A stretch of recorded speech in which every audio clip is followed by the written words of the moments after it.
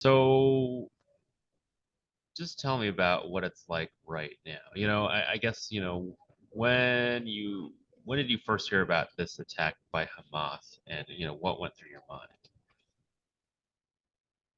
So I was just about to leave to go to synagogue on that Shabbat morning, and we heard air sirens. And it was kind of weird because we didn't know there was a war going on at that point. We just knew that there were rockets being launched because that's what the air sirens signify. And that was at about maybe 7:30 in the morning or 8:20 or something. I don't remember exactly when I heard those sirens. And my wife and I discussed whether or not I should go, and short walk, maybe like half a mile. And on my way, there was another siren, and somebody called out the window to me saying that one of their neighbors had heard already on the radio that Israel was under severe attack and that there's been a call for people to stay inside.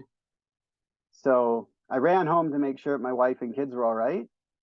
And I saw that they were in the bomb shelter of our building, that they were fine. And I talked it over with them and I decided I would go to synagogue because my particular synagogue is in a bomb shelter. It's a massive bomb shelter. About 200 people can fit inside easily. And so it didn't affect our day so much. Aside from outside, we saw these little puffs of smoke and trails of rockets that had gone over Jerusalem to knock those things out of the sky. But it was very, very freaky. Yeah, and as you started to learn more about just the scale of the attack and just the brutality really and the kidnappings and things like that. I mean, a lot of people are comparing it to Israel's 9/11. Uh, and so as someone who is an Israeli and who identifies with the Jewish people, like, and to be so um, attacked in this way, like, how does that make you feel? Um, you asked how it makes me feel. Was that the last word? Yes, yes, yes, yes. My feeling at the time was, here we go again. It's not the first time my nation's been attacked. It's not the last time, probably. The Jewish nation has been under attack since it left Egypt. In the Bible, it talks about the nation of Amalek attacking the fledgling nation as they were still in the desert, and the holy temples that were destroyed. After that, the Greeks, the Romans, the Babylonians, the Inquisition that knocked all the Jews out of Spain, of course, the Holocaust in Germany, the pogroms in Russia. Um, we always would like to think the world has moved forward and that things have gotten better, but it's something that our nation has gotten used to, that we are either scapegoated or attacked for varying reasons. And we try and take that upper step and not fight back unless it's absolutely necessary. And in this case, unfortunately, it is necessary. I've heard the comparisons to 9/11.